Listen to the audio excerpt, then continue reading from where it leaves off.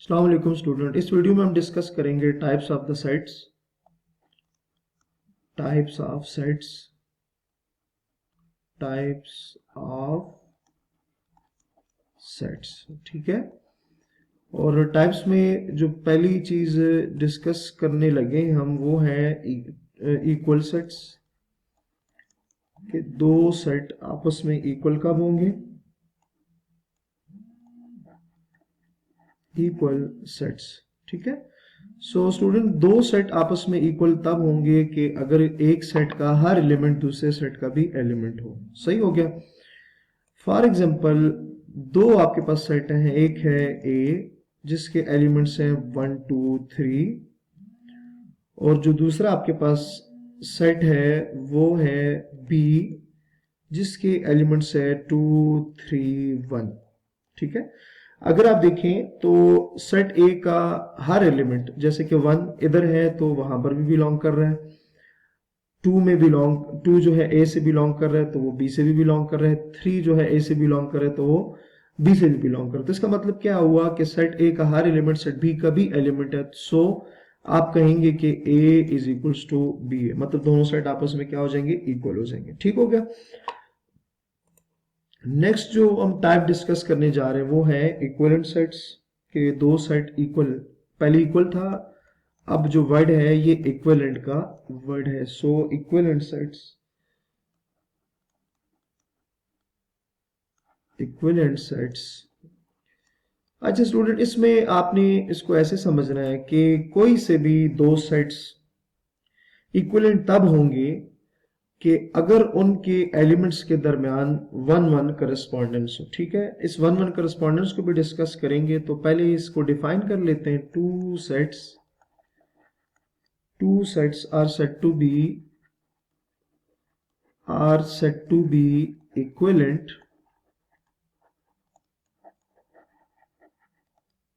ठीक है, if a 1 1 correspondence, if a 1 1 correspondence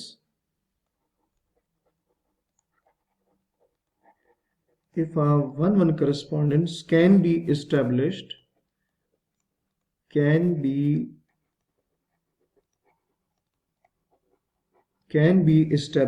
between them।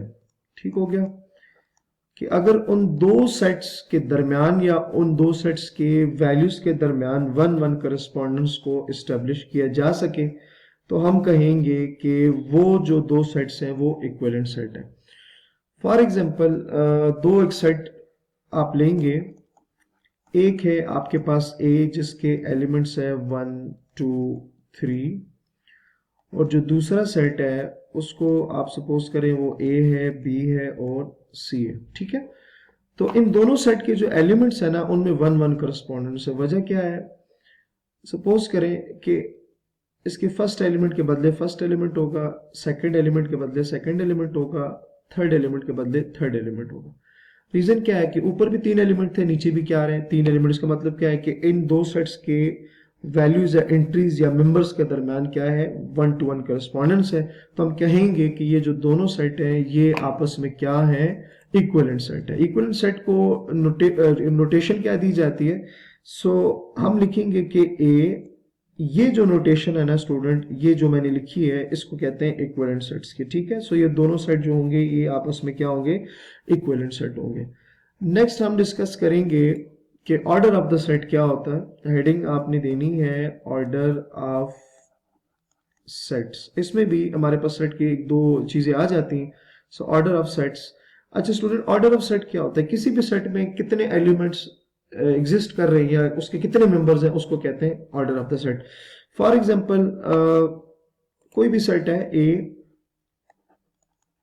उसमें अगर 3 एलिमेंट है 1 2 3, सो आप लिख सकते हैं कि order of A is equals to 3 है। ठीक है, तो इसका ऑर्डर आ गया। मजीद आप कह सकते हैं अगर किसी सेट में एक एलिमेंट हो तो इस सेट को क्या कहा जाएगा, सेट को कहा जाएगा कि सिंगलटन सेट। इसको क्या कहा जाएगा, सिंगलटन इसको सेट का नाम दिया जाता है। तो ये भी एक सेट की टाइप होगी हमारे पास। ठीक हो गया। ये आपके पास क्या होगी है, ये एग्जांपल नंबर 1 हो गई है, आप इसको एग्जांपल नंबर 2 कह दें। नेक्स्ट हमारे पास एग्जांपल नंबर 3 भी अब देख लेते हैं। सो कोई भी सपोज करें सेट है सी जिसमें कोई भी एलिमेंट नहीं है। सपोज करें मेरे पास सेट है सी जिसमें कोई भी एलिमेंट नहीं है, तो ये भी एक सेट की टाइप हो गई है, और इस सेट को क्या कहा जाता है, empty set or null set. Empty set or null set, ठीक है। नल को आप इस तरह से कह सकते हैं कि उसमें कोई भी एलिमेंट नहीं है। ठीक हो गया स्टूडेंट। सो ये हमने क्या किया, डिफरेंट जो क्या नाम है सेट्स है उसके टाइप्स को हम डिस्कस कर रहे हैं। नेक्स्ट हमारे पास के फाइनाइट और इनफाइनाइट सेट्स क्या होते हैं। सो नेक्स्ट हेडिंग हमारे पास आ जाएगी finite and infinite sets. So heading बनेगी फाइनाइट एंड इनफाइनाइट सेट्स, ठीक है। फाइनाइट और इनफाइनाइट की डेफिनेशन पहले देख लेते हैं कि वो क्या है। If a set is equal to the set, क्या इसमें आपने डेफिनेशन को जरा अच्छे से समझना है। If a set is equal to,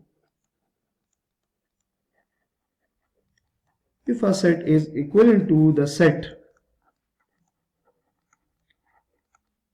set कौन सा होगा आपके पास, 1 2 3 up to so on. Basically ये नेचुरल नंबर का सेट है फॉर सम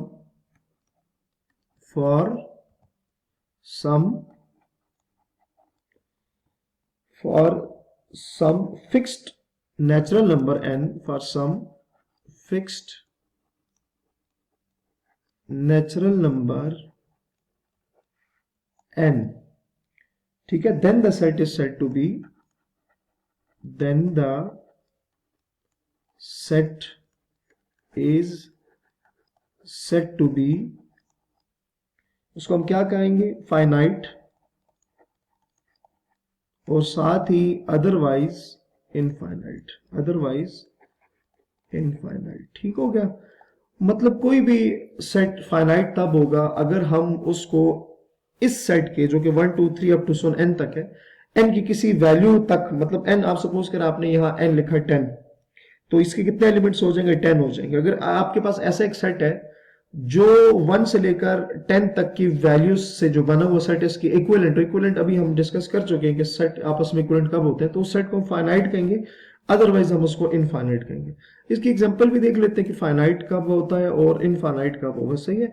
सो एग्जांपल में जो फाइनाइट सेट की आपके पास एग्जांपल होगी, फॉर एग्जांपल मेरे पास एक सेट है ए जिसके एलिमेंट्स है 1 3 5 अप टू सो ऑन, और लास्ट जो एलिमेंट है आप सपोज कर लें वो क्या है, 999 है। तो अगर मैं सेट की बात करूं ना, तो इसका मैं ऊपर जो सेट हमने मेंशन किया था, सॉरी जो सेट हमने मेंशन किया था यहाँ पर कि 1 2 3 से लेकर n तक कोई सेट, अगर इसको हम इक्विवेलेंट प्रूफ कर दें a के, तो वो दोनों आपस में क्या हो जाएंगे, इक्विवेलेंट हो जाएंगे। तो ये आपके पास क्या हो गया, फाइनाइट हो गया। फाइनाइट दूसरा आप इसको ऐसे भी समझ सकते हैं कि इसमें जो नंबर्स होंगे आप उसको काउंट कर सकते हैं, ठीक है। तो ये जो आपके पास एग्जांपल हमने यहाँ मेंशन की है, ये फाइनाइट की एग्जांपल हो गई है। सो इसके आगे आप लिख दें कि ये फाइनाइट है सेट। और इनफाइनाइट में क्या होगा कि इनफाइनाइट में आप उसको इक्विवेलेंट शो नहीं कर सकते, ठीक है। उसको आप जो ऊपर अपने सेट मेंशन किया था 1 से लेकर n तक, उसकी इक्विवेलेंट आप शो नहीं कर सकते। फॉर एग्जांपल अगर इसकी आप यहां से लास्ट टर्म हटा दें तो ये तो कंटिन्यूस, आप इसको काउंट नहीं कर सकते, ठीक है। तो ये आपके पास जो सेट होगा ये इनफाइनाइट सेट होगा। सो आप इस पे लिख दें कि ये क्या हुआ, इनफाइनाइट सेट होगी, ठीक है। सो स्टूडेंट अपना बहुत सारा ख्याल रखिएगा। अल्लाह हाफिज।